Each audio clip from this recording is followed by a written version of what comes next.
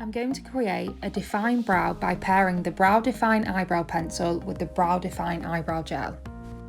Let's start by refining the pencil using the nifty lid sharpener. Using medium pressure, I'm sketching and filling in my natural brow. Even though we're going for a defined brow effect, we still want it to look fairly natural, so use the spoolie end of the pencil to diffuse any harsh lines. As eyebrow hair usually grows more upwards on the inner brow area, try and create more horizontal hair-like strokes here. I love how compact and fun-sized this Brow Define gel is. I'm using the intricate angled brow brush that's a part of the lid to set the eyebrow and create hair-like strokes.